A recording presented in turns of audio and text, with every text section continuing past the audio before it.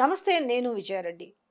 కొట్లాడి తెచ్చుకున్న తెలంగాణలో ఈ గోసెందుకు అనేసి అన్ని వర్గాల ప్రజలు కూడా ఇయాల ఆర్తనాదాలు చేస్తున్నానాలే ఆవేదన పెడుతున్నారు, ఆక్రోశపడుతున్నారు. అవసరమైతే నోటికొచ్చినట్టు తిడుతున్నారు. ఎందుకంటే వాళ్ళ కడుపులో మంట అంతగా ఉంది.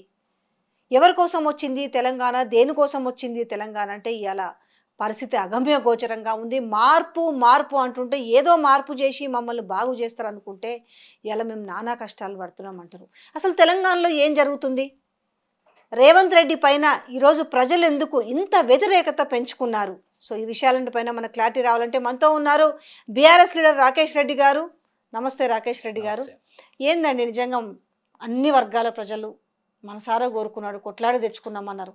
కానీ ఇవాళ మళ్ళా గదే మళ్ళా ఉద్యమం అవసరం అన్న నేపథ్యంలో ఈరోజు అన్ని వర్గాల ప్రజలు రోడ్లపై కన్నా వస్తున్న పరిస్థితి కనపడుతుంది. మార్పు అంటే మాకేదో ఇస్తారనుకున్నాం కానీ మా కాడి నుంచే గుంజుకుంటారు అని మేము అనుకోలేదు అంటున్నారు. ఓవరాల్గా చెప్పాలంటే ఏం చెప్తారు ఈ జరుగుతున్న సినారియోస్ చూస్తుంటే? మోసానికి 12 మాసాలు కాంగ్రెస్ పార్టీ మార్పు తీసుకొస్తుందని చెప్పి ఇంటింటికి వెళ్ళి బాండ్ పేపర్లు ఇచ్చి 6 గ్యారంటీలను అమలు చేస్తాం, 420 హామీలు అమలు చేస్తామంటే కేసీఆర్ గారికి ఇప్పటికే 2 సార్లు అవకాశం ఇచ్చినాం కదా, మార్పు కోసం ఒక్కసారి కాంగ్రెస్ పార్టీకి అవకాశం ఇద్దామని చెప్పి ప్రజలు కోటి ఆశలతోని కోట్ల మంది ఓట్లు వేస్తే కాంగ్రెస్ పార్టీ అధికారులకు వచ్చింది. కానీ దురదృష్టకరమైనటువంటి విషయం ఏంటంటే వాళ్ళ పరిపాలన ప్రారంభమైన దగ్గర నుండి అన్ని మోసాలే. అది 6 గ్యారంటీల విషయంలో కానీ, 420 హామీల విషయంలో కానీ, లేకపోతే హైడ్రా విషయంలో కానీ, మూసీ విషయంలో కానీ, లగ్చర్ల విషయంలో కానీ, గురుకులాల విషయంలో కానీ, గ్రూప్స్ విషయంలో కానీ, జియో 46 విషయంలో కానీ అన్ని మోసాలే జరుగుతున్నాయి. అందుకే నేను అంటున్నా మోసానికి 12 మాసాలైనాయి. ఇదేదో పెద్ద ఘనకార్యం సాధించినట్టు మళ్ళీ ఈయన విజయోత్సవాలు నిర్వహిస్తూ ఉన్నారు. వాస్తవానికి నిర్వహించాల్సింది విజయోత్సవాలు కాదు, వైఫల్యోత్సవాలు, వంచనోత్సవాలు, విధ్వంసోత్సవాలు నిర్వహించాలి. ఎందుకంటే ఈ 12 నెలలు రాష్ట్రంలో వరుస వైఫల్యాలతో రాష్ట్రం ఆగమాగం, 6 గ్యారంటీలకు ఎగనామం, ప్రజలకు పంగనామం. ఇది కాంగ్రెస్ పార్టీ విధానం అన్న చందంగా పరిపాలన చేసింది. పరిపాలన ఎక్కడ ఉందండి? అసలు పరిపాలన ఎక్కడ ఉందా? పరిపాలన 12 నెలలు కూడా కాలే. ఎగ్జాక్ట్లీ 48 వారాల్లో 48 మంది చిన్నారు గురుకులాల్లో చనిపోయడం జరిగింది. కొంతమంది ఆత్మహత్య చేసుకుంటే, కొంతమంది విషపు ఆహారం తిని చనిపోతూ ఉన్నారు. ప్రతిరోజు ఏదో ఒక గురుకులం నుండి పిల్లలు ప్రభుత్వ ఆసుపత్రిలో చేరుతున్నటువంటి సన్నివేశాలను మనం చూస్తాం. ఎందుకు వస్తుంది ఈ పరిస్థితి? కారణం ఏంది? మళ్ళీ ఇప్పుడు రీసెంట్గా మొన్న జరిగింది, మళ్ళీ ఈరోజు ఫుడ్ పాయిజన్ అయింది అనేసి మళ్ళీ నారాయణపేట, అదే మొన్న స్కూల్లో జరిగింది, ఈరోజు కూడా జరిగింది. అంటే పేదలంటే నిర్లక్ష్యం అండి. ఇప్పుడు వాళ్ళ పిల్లలు కనుక ప్రభుత్వ పాఠశాలల్లో కానీ గురుకులాల్లో కానీ చదివితే ఈ రకంగా మీరు చూస్తూ ఊరుకుంటారా? ఒకరు కాదు, ఇద్దరు కాదు, ముగ్గురు కాదు, 48 మంది నిన్న శైలజాతో కూడితే మొత్తము 48 మంది చనిపోయారు. సుమారుగా 800 ఇన్సిడెంట్స్ జరిగినాయి. 800 ఇన్సిడెంట్స్ జరిగినాయి. 800 మంది అస్వస్థకు గురయ్యారు. దాంట్లో 48 మంది చనిపోయినారు. ఎవరు పట్టించుకోరంటే పేదలంటే నిర్లక్ష్యమే కదా.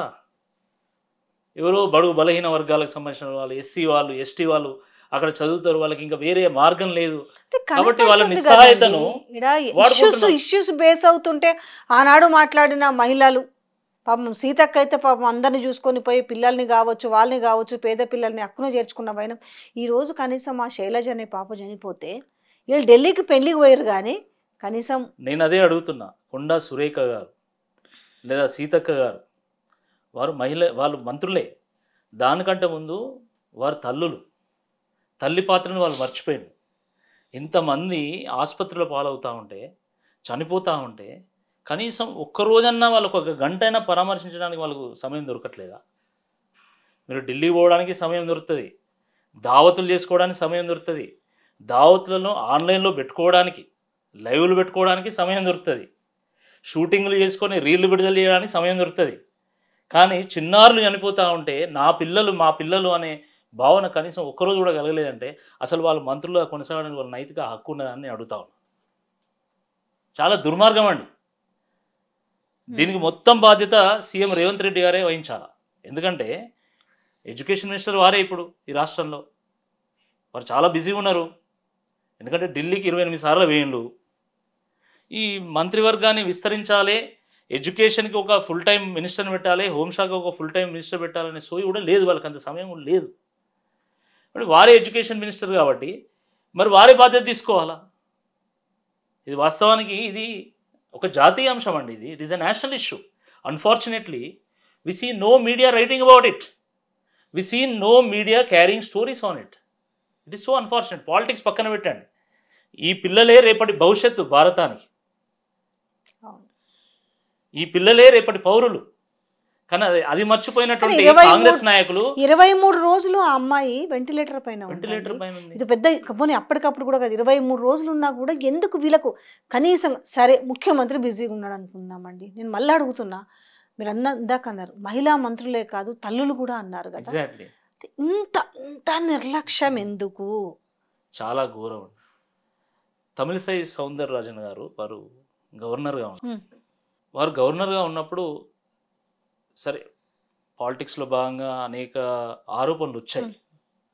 ఆ విషయాన్ని పక్కన పెడితే వరదలు వచ్చినప్పుడు కానీ, ఈ రాష్ట్రంలో ఏదైనా ఆపద వచ్చినప్పుడు కానీ వారు తల్లి పాత్ర పోషించారు. గవర్నర్ పాత్ర కంటే ముందు తల్లి పాత్ర పోషించారు. వారు వెళ్ళి పరామర్శించి అక్కడ ఉన్నటువంటి ప్రజలకు ఒక భరోసానిచ్చేటువంటి ఒక ప్రయత్నం చేశారు. సరే ఆరోపణలు ఉండొచ్చు కాక, నేను కొంతసేపు ఆ విషయాన్ని పక్కన పెడితే అలాంటి పాత్రను ఈ మహిళా మంత్రులు ఎందుకు పోషించలేకపోతున్నారు? ఎందుకంటే వీళ్ళకు ప్రజల కంటే, ఆ పసిబిడ్డల కంటే వీళ్ళకి రాజకీయాలే ఇంపార్టెంట్.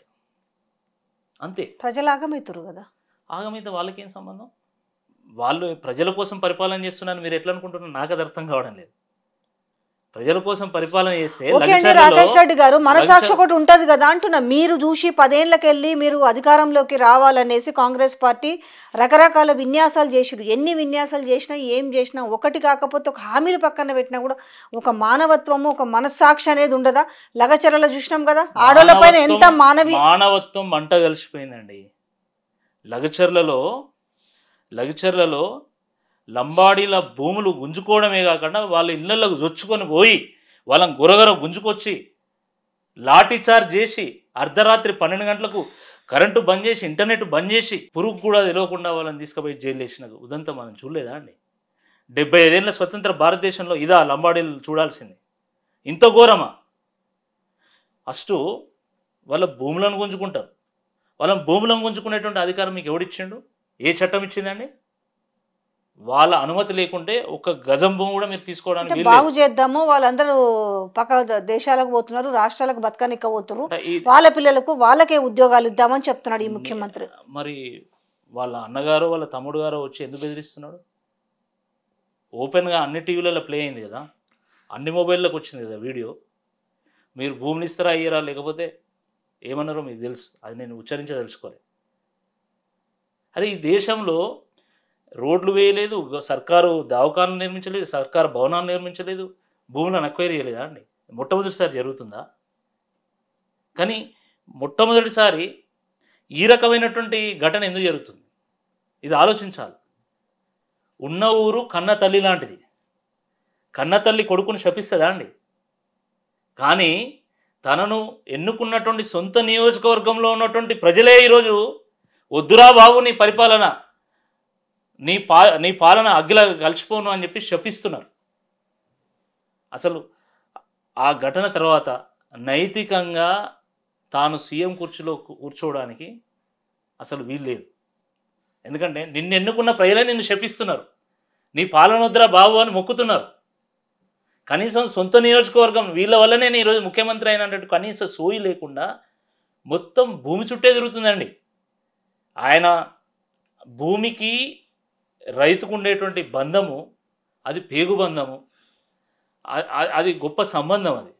కానీ భూమికి రేవంత్ రెడ్డి గారికి ఉన్నటువంటి బంధము రియల్ ఎస్టేట్ బంధము, అది డబ్బు సంబంధము, వ్యాపార అనుబంధం.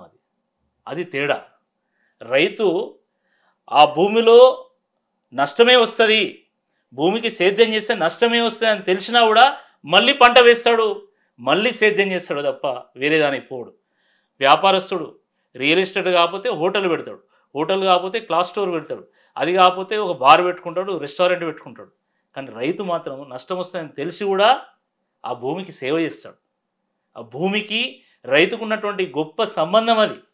దాన్ని మర్చిపోయినటువంటి ముఖ్యమంత్రి గారు వచ్చిన దగ్గర నుండి అదే పని అండి. ఇక వచ్చిన దగ్గర నుంచి భూముల మీదనే పడ్డాడు. వచ్చుడే హైడ్రా అని భూములను మొత్తం కూల్చుడు, భూములు గుంజుకునేటువంటి ఒక ప్రయత్నం. దాని తర్వాత మూసీ ప్రక్షాళన అని చెప్పి అక్కడ కూల్చుడు, మళ్ళీ భూములు ఉంచుకునేటువంటి ఒక ప్రయత్నం. దాని తర్వాత 4th సిటీ ఫ్యూచర్ సిటీ అని చెప్పేసి అక్కడ కూడా ఫార్మా సిటీ పేరు మీద తీసుకున్నటువంటి భూములను గుంజుకునేటువంటి ప్రయత్నం. మళ్ళీ లగచర్లలో కూడా భూములను గుంజుకునేటువంటి ఒక ప్రయత్నం చేస్తూ ఉంటాడు. భూమి చుట్టే తిరుగుతుంది, మొత్తం భూమి చుట్టే. ఫ్యూచర్ అదే, ఆయన ఫ్యూచర్ అదే అనిపిస్తుంది. కానీ దురదృష్టకరమైనటువంటి విషయం ఏంటంటే ఆయన రైతని చెప్తాడు, వ్యవసాయాన్ని నాశనం చేశాడు.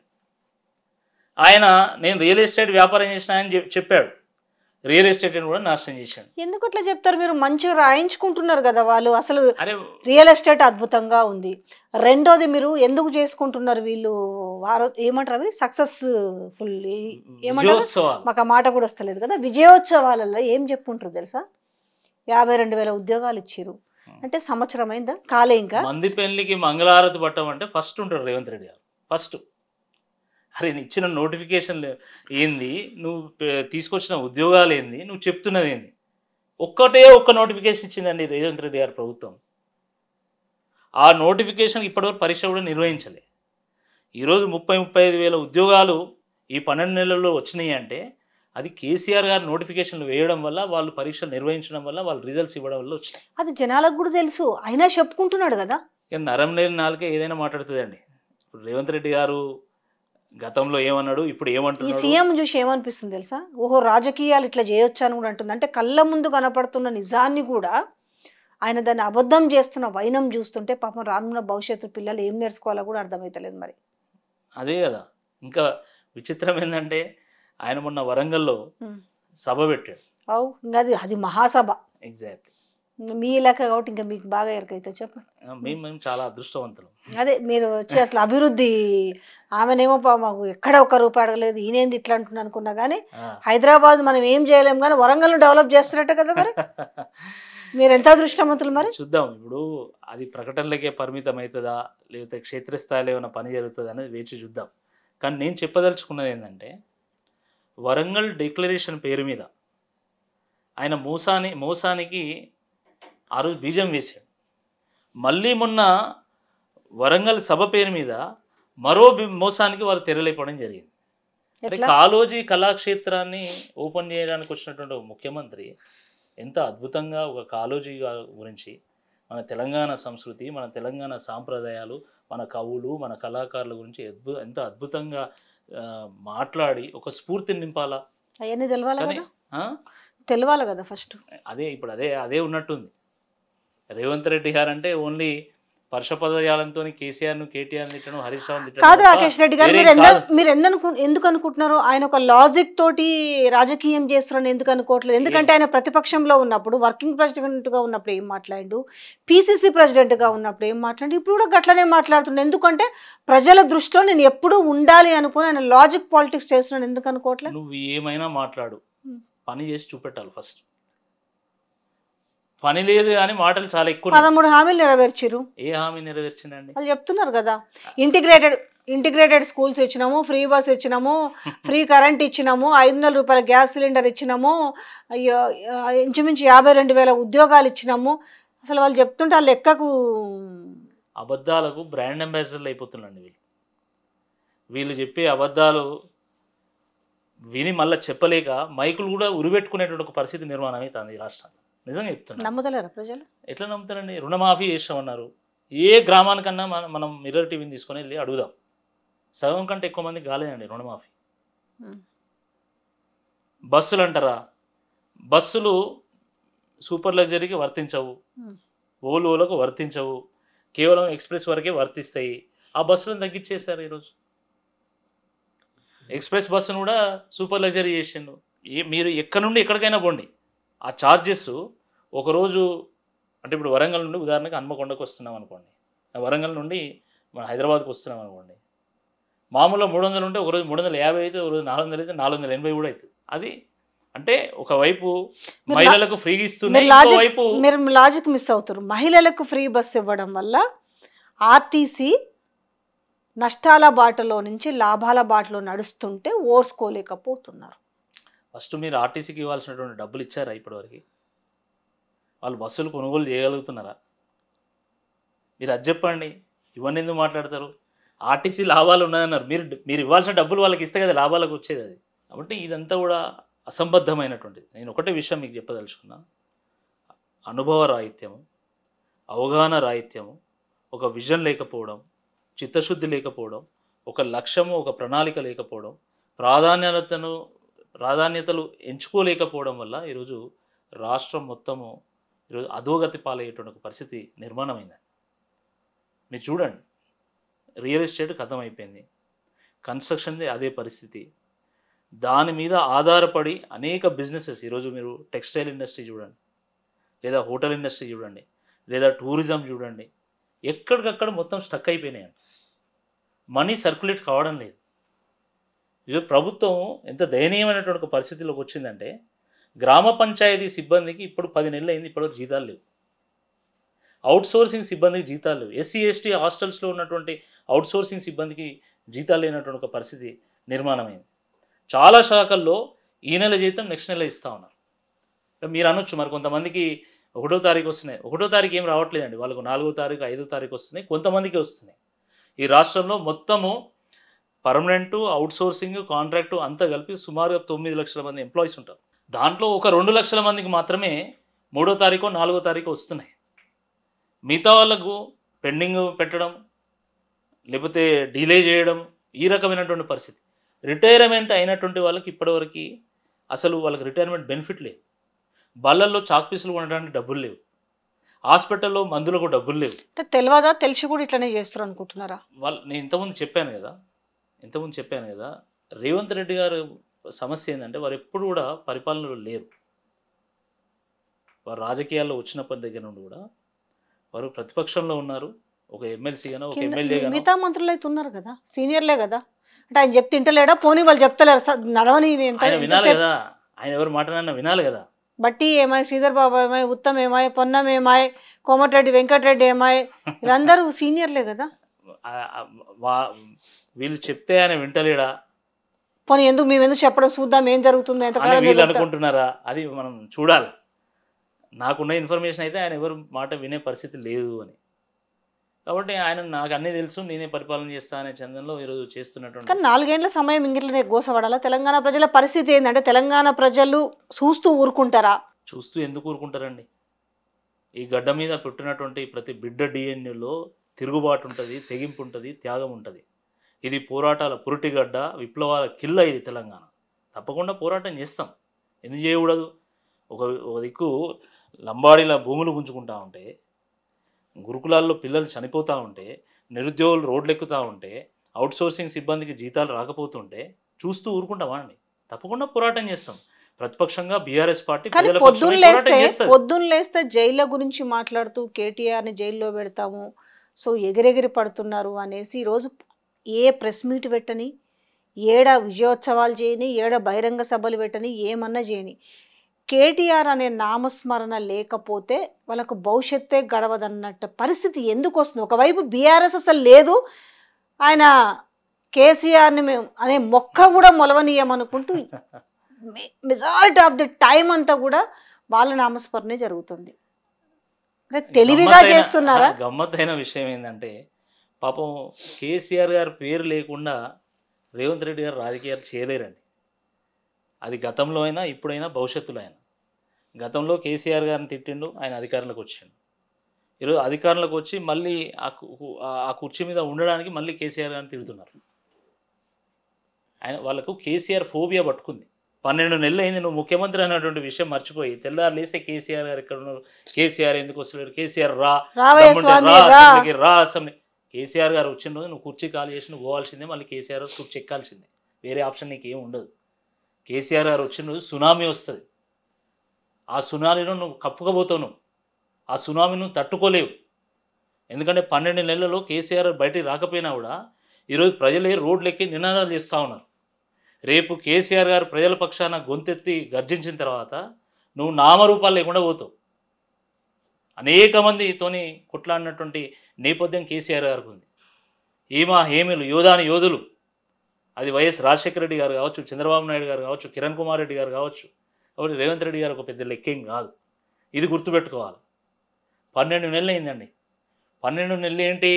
ఆదాయమే ఆశయంగా, కక్షలే లక్ష్యాలుగా, స్టంట్లనే సంబరాలుగా, డైవర్షన్లే ప్రొటెక్షన్గా, పసలేని పాలన్నే ప్రజాపాలనగా చేసుకొని ఏడాది గడిపాడు. కానీ ఎట్లయినా జైలుకు పంపుతా అదే అంటున్నా, కక్షనే ఒక లక్ష్యం అయిపోయింది ఆయనకు.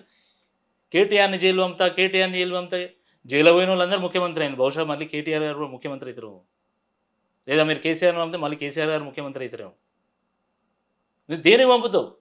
12 నెలలు అయింది. నిజంగా నీ ఆరోపణలు దమ్ముంటే ఇప్పటివరకు కేసు పెట్టాలి కదా. ఎందుకు పెట్టలేకపోయినావు? దాంట్లో ఏమి లేదు. కొన్ని రోజులు ఏమంటారు, కాళేశ్వరం అంటారు, కొన్ని రోజులు విద్యుత్ అంటారు, కొన్ని రోజులు ఫోన్ ట్యాపింగ్ అంటారు, ఇప్పుడేమో ఫార్ములా ఈరేస్ అంటారు. ఇంకా ముందు ఇంకేమేమి వస్తాయో. నిజంగా మీ ఆరోపణల పస ఉంటే పెట్టు, నువ్వు దమ్ముంటే పెట్టు కేసు. ఎందుకు పెట్టట్లేదు? నీ నీ నీ నీ కేసులకు, నీ జైళ్లకు భయపడేటువంటి పార్టీ అయినా బీఆర్ఎస్ పార్టీ? కేసులు ఏమైనా కొత్తనా బీఆర్ఎస్ పార్టీకి? పోరాటం ఏమైనా కొత్తనా బీఆర్ఎస్ పార్టీకి? ఎన్నో పోరాటాలు చేస్తేనే కదా తెలంగాణ వచ్చింది. కానీ అయినా సరే ఇంకా నేను మొలవనీయను, నామరూపాలు లేకుండా చేస్తాను, అయిపోయింది తెలంగాణలో బీఆర్ఎస్ పని అనేది వాళ్ళు పదే పదేగా ఒక ఊత పదం లాగా పట్టుకున్నారు. ఈరోజు గాంధీ భవన్కు ఏ బాధితుడు వెళ్తలేనండి, ఒక ఫైరవికారు తప్ప. కానీ తెలంగాణ భవన్కు విద్యార్థులు వస్తున్నారు, నిరుద్యోగ యువత వస్తున్నది, ఎంప్లాయీస్ వస్తున్నారు. దాని తర్వాత హైడ్రా బాధితులు, మూసీ బాధితులు, లగ్జర్ల బాధితులు, రకరకాల బాధితులు తెలంగాణ భవన్ వస్తూ ఉన్నారు. తెలంగాణ భవన్ ఎప్పుడు కూడా నిత్య కళ్యాణం పచ్చతోరణంలాగా కనబడతా ఉంది. ఆ పార్టీ పోతుందా? ఆ పార్టీ పోతుందా అండి? కేసీఆర్ గారు ఏమన్నారు? మీరు పార్టీని అట్టు పెట్టుకొని కామ కూర్చోండి, ప్రజలే టార్చ్ లైట్ పెట్టుకొని వెతుక్కుంటూ వస్తారని. ఇది ఈరోజు అదే జరుగుతున్నది. తెలంగాణ ఉన్నంతకాలము బీఆర్ఎస్ పార్టీ ఉంటుంది. తెలంగాణ ఆత్మ బీఆర్ఎస్ పార్టీ. తెలంగాణ ప్రజలకు బీఆర్ఎస్కి ఉన్నటువంటిది పేగుబంధం అండి. ఇది అది అంత ఈజీగా పోదు, అది గుర్తుపెట్టుకోవాలి. అయినా నీ లక్ష్యం మంచి పరిపాలన చేయాలని ఉండాలి, నీ లక్ష్యం చిట్ట చివరి ఉన్నటువంటి ప్రజలను చేరుకోవాలని ఉండాలి తప్ప నీ లక్ష్యం టీఆర్ఎస్ పార్టీ ఉండకూడదు కదా. నీ లక్ష్యమే టీఆర్ఎస్ పార్టీ అయినప్పుడు నువ్వు ఓడిపోయినట్టే లెక్క, అంతే కదా. కాబట్టి ప్రజలు అన్నీ గమనిస్తున్నారు. అన్ని గమనిస్తున్నారు, ఓకే. బట్ వీళ్ళు మాత్రము ఏ ఒక్కదానికి కూడా ఇప్పుడు కళ్యాణ లక్ష్మి ప్రతి స్కీమ్కి ఒక అడిషనల్ వాల్యూ యాడ్ చేసిరు. కళ్యాణ లక్ష్మికి తులం బంగారం యాడ్ చేసిరు, కొత్తది కాదు. రెండోది రైతు బంధుకు వచ్చేసి భరోసా చేసి దానికి ఒక 5,000 యాడ్ చేసిరు. వీళ్ళు 1,00,000 రుణమాఫీ అన్న చోట వీళ్ళు 2 లక్షలు యాడ్ చేసిరు. 2,000 పెన్షన్ 4,000 యాడ్ చేసిరు. ఇంకా అదనంగా మహిళలకు 2,500 ఇస్తారు, చదువుకునే పిల్లలకు స్కూటీలు ఇస్తామన్నారు. ఇవి నిజంగా డబ్బులు లేకిస్తలేరా? లేదు మనము ఎలక్షన్లకు ఇంకో సంవత్సరం ముందో సంవత్సరన్నర ముందో చేస్తే, ఇప్పుడు చేసిన దండిగే అప్పుడు చేస్తే ప్రజలు యాది పెట్టుకొని మళ్ళీ ఓట్లు వేస్తారనే వీళ్ళకి ఏమన్నా అమితమైన నమ్మకం ఏమన్నా ఉందా? ఫస్ట్ చిత్తశుద్ధి లేదండి వాళ్ళకు చిత్తశుద్ధి లేదు. నిజంగా చిత్తశుద్ధి ఉంటే ముఖ్యమంత్రిగా ఆయన ఒక ప్రకటన చేయొచ్చు కదా. ఈ సంవత్సరం ఈ 2 పథకాలను నేను ప్రవేశపెడతా, అందరికీ చేరుస్తా. వచ్చే సంవత్సరం ఈ పథకం ప్రవేశపెడతా, అందరికీ చేరుస్తా. అలాంటిది ఏదైనా ఉండాలి కదండి. ఏమన్నారు, ఏదో ఒక స్కీమ్ పెట్టారు, ఏదో అందరు అప్లికేషన్లు పెట్టుకోవాలి, నాకు గుర్తొస్తుంది. ప్రజాపాలన పెట్టిరు. అది లేదు కాబట్టి నాకు గుర్తుకులేదు. ప్రజాపాలన లేదు కదా. ప్రజాపాలన మళ్ళీ ఇప్పుడు అది పెట్టిరు కదా, కులగణన సర్వేలో ఆర్థిక రాజకీయ అంశాలపైన కులగణన సర్వే. ప్రజాపాలనలో దరఖాస్తులు తీసుకున్నారు కదా. అవును. ఆ దరఖాస్తులు ఏమైనాయి? ఎడబైనవి తెలియదు. మరి ప్రజలకు ఏం నమ్మకం ఉంటుంది? మీరు చేసే స్టంట్ అర్థం చేసుకోలేనంత అమాయకులా తెలంగాణ ప్రజలు? అచ్చా, కాంగ్రెస్ పార్టీ గురించి కొత్తగా చెప్పాను తెలంగాణ ప్రజలకు. కాంగ్రెస్ పార్టీ ఏంది, దాని నైజం ఏందని 50 ఏళ్ళ నుంచి చూస్తూ వస్తున్నారు కదా, జనరేషన్స్ ఆఫ్టర్ జనరేషన్. కానీ మీ కాన్స్టిట్యున్సీలో నాయన్ రాజేందర్ రెడ్డి గారు 100 ఏళ్ల పాలనని ఒక్క సంవత్సరంలో మేము ముందుకు తీసుకుపోతున్నాము అనేసి మాట్లాడింది. అంటే అంత డెవలప్మెంట్లో ఈ 1 ఇయర్లో ముందుకు పోతుంది అనేది మీరేం డిఫైన్ చేస్తారు దాని విషయంలో? అంటే హైడ్రా డెవలప్మెంటా, మూసీ డెవలప్మెంటా, లేదా రైతులకు పంటలకు ధర రాకపోవడం డెవలప్మెంటా, రైతు బంధు ఇవ్వకపోవడం డెవలప్మెంటా, సరైనటువంటి సమయంలో విత్తనాలు దొరకపోవడం, ఎరువులు దొరకపోవడం డెవలప్‌మెంటా? గురుకులాల్లో చిన్నారులు చనిపోవడం డెవలప్‌మెంటా? హాస్పిటళ్ళలో కనీసం మందులు లేకపోవడం డెవలప్‌మెంటా? హాస్పిటల్‌లో కనీసం సరైనటువంటి సిబ్బంది లేకపోవడం డెవలప్‌మెంటా? ఏ డెవలప్‌మెంట్ గురించి మాట్లాడుతున్నారు కాంగ్రెస్ పార్టీ నాయకులు? దయచేసి చెప్పాలి. ఇన్నేళ్లలో ఎప్పుడు కూడా గురుకులాల్లో ఇంతమంది చనిపోలే కదా! దీన్ని మీరు డెవలప్‌మెంట్ అంటే ఇంకేం మాట్లాడతాం? అవును, ఆ! గవర్నమెంట్ మారినంత మాత్రాన ఈ గురుకులాల ఈ సమస్య ఎందుకు వస్తుంది అంటున్నా. పట్టుదల అది పోతున్నారండి. పట్టించుకోలే కేసీఆర్ గారు ఆనవాళ్ళు లేకుండా చేయాలా? గురుకులాలు తీసేయాలనా? అంతే కదా! అంతే కదా! ఇప్పుడు కాదండి, ప్రభుత్వం తలుచుకుంటే ఇది పిల్లలు పెద్ద ఎక్కడ విషయమా చదువుకోవాలి? అండి? పిల్లలు ఎక్కడ చదువుకోవాలి మరి? పిల్లలు ఎక్కడ పోతే వాళ్ళకేంది? వాళ్ళ పిల్లలు మంచిగా పెద్ద పెద్ద పాఠశాలలో చదువుతున్నారు కదా! ఇంటర్నేషనల్ స్కూల్స్‌లో చదువుతున్నారు. ప్రభుత్వ పిల్లలు ఎక్కడికి పోతే వాళ్ళకేం సంబంధం? అదే ధోరణి ఉంది. I'm sorry to say this, but this is the reality. This is the reality. హృదయం ఉండదా అండి? అదే ఇదొక స్కెచ్ జరుగుతుందా? ఆ రోజు నాకు డౌటే వస్తుంది. రాజశేఖర రెడ్డి గారు పిల్లలు గుండె జబ్బులతోని చనిపోతున్నారని మందకృష్ణ గారు, కిషన్ రెడ్డి గారు ధర్నా చేస్తే వాళ్ళని పిలిపించుకొని సమస్య తెలుసుకొని మొత్తం అందరి పిల్లలకి ఫ్రీ ఆపరేషన్ చేయించారు. హృదయం ఉండాల నాయకుడికి. దళితులు ఇన్నేళ్ల స్వతంత్ర భారతావనిలో కూడా ఇప్పటికి కూడా గుంట భూమి లేనటువంటి వాళ్ళు, గజం భూమి లేనటువంటి వాళ్ళు కూడా చాలామంది ఉన్నారు. ఇప్పటికీ వాళ్ళు బానిసలుగానే బతుకుతున్నారని చెప్పేసి వాళ్ళకు శాశ్వతమైనటువంటి ఒక పరిష్కారం చూపాలని కేసీఆర్ గారు దళిత బంధు తీసుకొచ్చిన. ఆ హృదయం ఉండాలి. ఆ హృదయం లేనటువంటి ఒక బండరాయి ఈరోజు ముఖ్యమంత్రిగా పనిచేస్తున్నాడేమో అన్న ఒక అనుమానం అందరికీ కలుగుతా ఉంది. చాలా ఇది దుర్మార్గం ఇది. ఏం జరగబోవచ్చు రానున్న రోజులలో? అంటే నిన్న రేవంత్ రెడ్డి మాట్లాడిన ఒక ప్రెస్ మీట్లో ఆయన ఒక మాట్లాడిన విధానం కావచ్చు, అంటే రాహుల్ గాంధీ క్లాస్ వీకిండా, అందుకే కొంచెం తగ్గిండా, మాటలో మార్పు వచ్చింది అని రాహుల్ గాంధీ ఏమన్నా తెలంగాణ మీద ఫోకస్ చేయబోతున్నాడు? ఏమన్నా చేంజెస్ రాబోతున్నాయి అనుకోవచ్చా తెలంగాణలో? అందుకే ఢిల్లీ నుంచి కదా, అందుకే ఏమన్నా చేంజెస్? రాహుల్ గాంధీ ఎంత ఆయన ఇప్పటికీ 3-4 ఎన్నికలు ఓడిపోయింది సార్. ఓడిపోయిండు, ఎంపీగా గెలుస్తా వస్తున్నాడు. 3-4 ఎన్నికలు ఓడిపోయిండు ఆయన. ఉమ్. ఆయన నేతృత్వంలో 3 ఎన్నికలు ఓడిపోయినా కూడా కాశ్మీర్ నుంచి కన్యాకుమారి వరకు ఆయన పాదయాత్ర చేసిండు. ఆయన తిరుగుతూనే ఉన్నాడు అని చెప్పి మన రేవంత్ రెడ్డి గారు ఉమ్. అసలు కితాబ్ ఇచ్చిండా రాహుల్ గాంధీని తిట్టినా నాకైతే అర్థం కావట్లేదు. ఉమ్. రాహుల్ గాంధీ ఇప్పుడు ఫోకస్ చేసినంత మాత్రాన పెద్ద తేడా ఏమి ఉండదండి. దాంతో పెద్ద తేడా ఏమి ఉండదు. Um. Rahul Gandhi is always a star campaigner for opposition parties ఎక్కడైనా దేశం మొత్తంలో కూడా.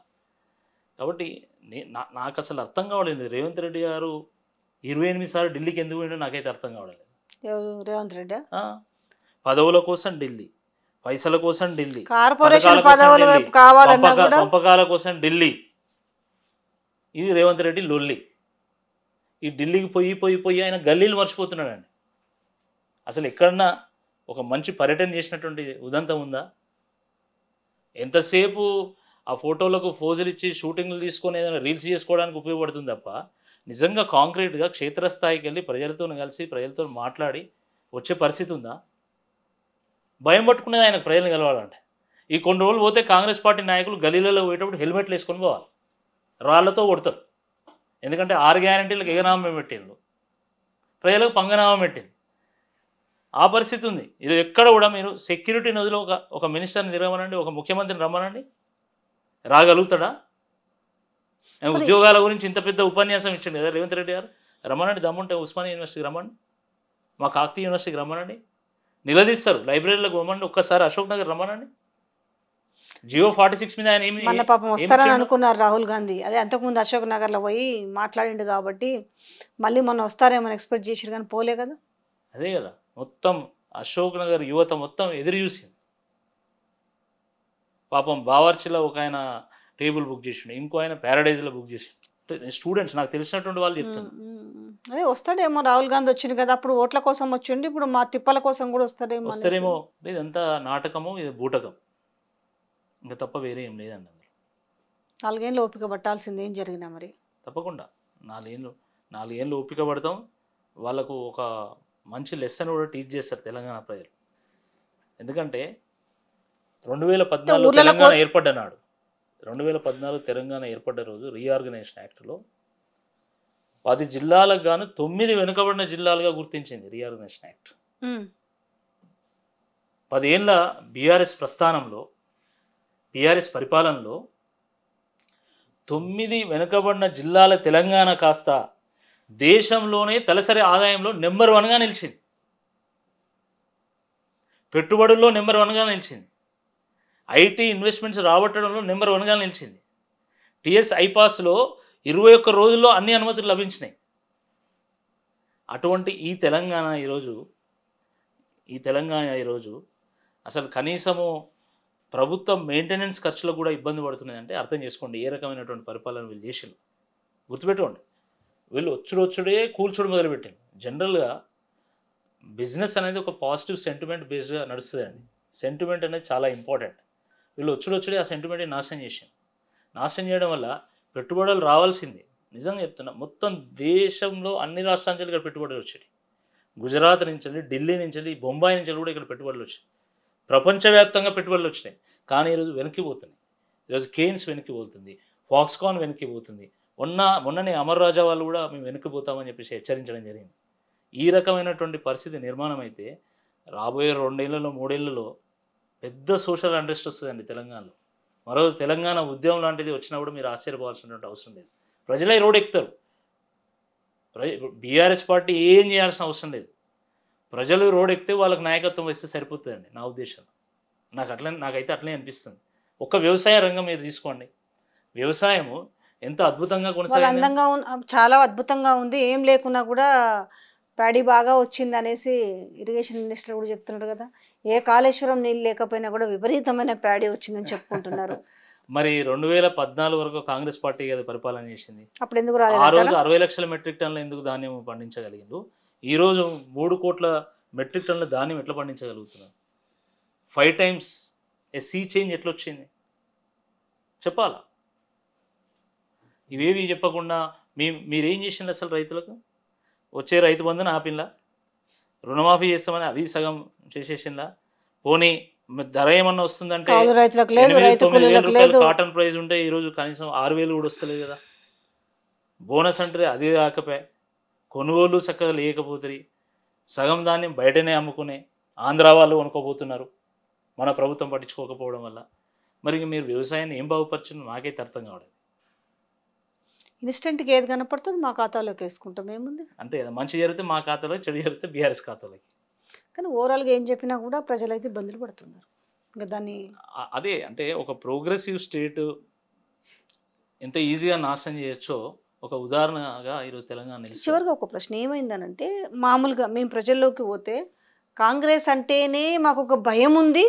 కానీ వీళ్ళు మార్పు అంటే ఏమో చేస్తారు, ఏమో ఇస్తారు అనుకున్నాం. కానీ మా చెప్పులతో మేము కొట్టుకున్నట్టు అయింది అనే మాటను, తినే అన్నంలో మట్టి పోసుకున్నాం అనే మాటలు ఈరోజు తెలంగాణ ప్రజలు మాట్లాడే స్థితికి వచ్చిరానంటే ఇంకా మేము 10 ఏళ్ళు అధికారంలో ఉంటామనే మాటల్ని ఏ రకంగా చూడొచ్చు? అధికారంలో ఉండి వాళ్ళు కళ్ళు నెత్తికెక్కి కళ్ళు కనబడక ఈ రకమైనటువంటి మాటలు మాట్లాడుతున్నారు. క్షేత్రస్థాయి పరిస్థితులు వాళ్ళకి తెలియగానే ఈ రకంగా మాట్లాడుతున్నారు. వేరే ఏం లేదు. ఇంకా ఒకటి. రెండవది ఏంటంటే, మేము డబ్బులు కూడబెడుతున్నాం, అది మూసీ ద్వారానా ఇంకో ద్వారానా మొత్తానికైతే మేము డబ్బులు కూడబెడుతున్నాము. ఆ డబ్బులతో మేము ఎట్లయినా శాసించగలుగుతాం అనేటువంటి ఒక ఓవర్ కాన్ఫిడెన్స్తో ఈరోజు ముఖ్యమంత్రి గారు వ్యవహరిస్తున్నారు. తనకు కూడా తెలుసు అడ్మినిస్ట్రేషన్లో పట్టు పోయిందని. తనకు కూడా తెలుసు పరిపాలన మీద ప్రభుత్వానికి పట్టు లేదు. ఇది ఆయన తెలుసు. ఇక రాబోయేటువంటి రోజుల్లో ఆయన అన్ని రకాల ట్రిక్స్ ప్లే చేసి ఇంకేదో మేనేజ్ చేసుకునే ప్రయత్నం చేస్తారు. తనకు తెలియదా అండి? మీరు చెప్పండి. ఇంత ఇంత ఇంత ఘోరాలు జరుగుతుంటే తనకు అర్థం కాదా? నేను ఇంతకుముందు చెప్పాను కదా, అవగాహన రాహిత్యము, అనుభవ రాహిత్యము, ఒక లక్ష్యం లేకపోవడం, ఒక విజన్ లేకపోవడం, చిత్తశుద్ధి లేకపోవడము, ప్రాధాన్యతలు ఎంచుకోలేకపోవడం, వీటన్నిటి కారణంగా ఈరోజు పరిపాలన మొత్తం ఆగమం అయిపోయింది. Okay, thank you.